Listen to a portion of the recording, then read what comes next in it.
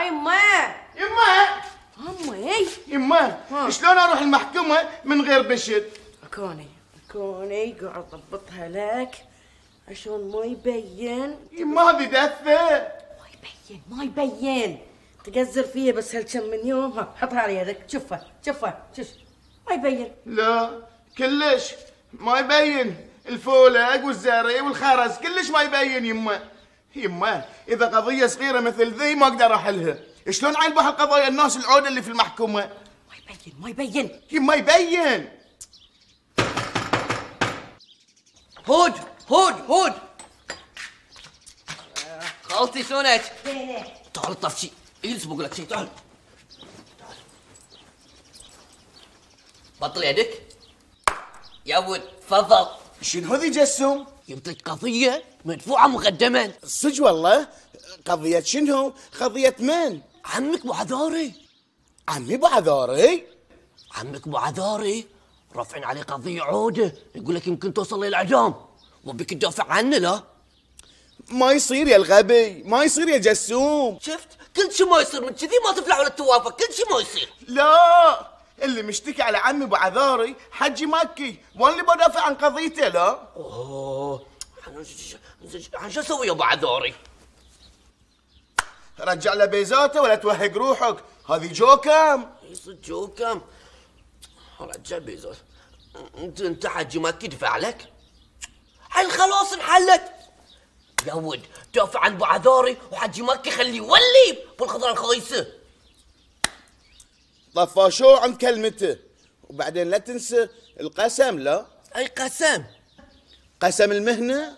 اوه انت قسمت؟ ليش مستحيل قسمت في البدايه؟ الله يهداك. اللي صار بس انت كذي الطفشي باسلوبك ذي ومعاملتك عمرك ما بتفلح.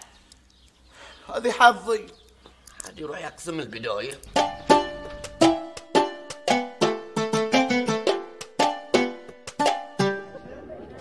انا عبد الخمس ربيات ولا بيت عليك. لا صدق ولا بيت. ولا كلمه، اي كلمه تنحسب عليك ترى في التحقيق. ما عليك تطلع ضدك. ثبتها عليك. هدوء اقول لكم سكتوا بس. يا محامي الحاج مكي تفضل. انا طفاش زعل حاضر عن موكلي الحج مكي آل مكي. عدل الاسم؟ عدل.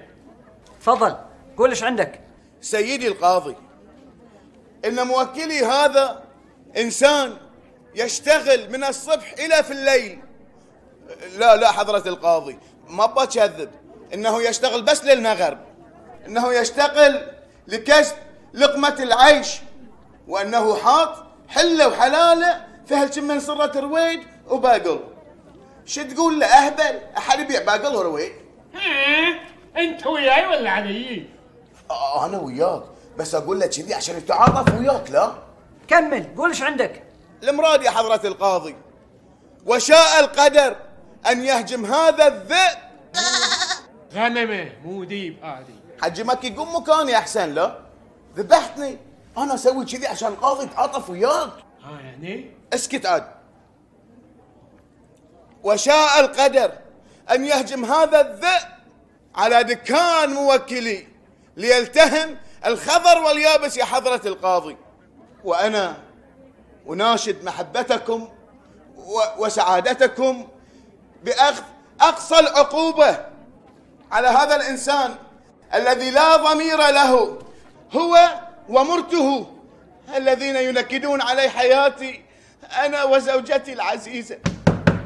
يا طفاش خليك في الموضوع ولا تخرج خارج الموضوع. كمل. باطين شابي حضرة القاضي، لانه المراد هذا ما لدي، وشكرا حضرة القاضي. تفضل.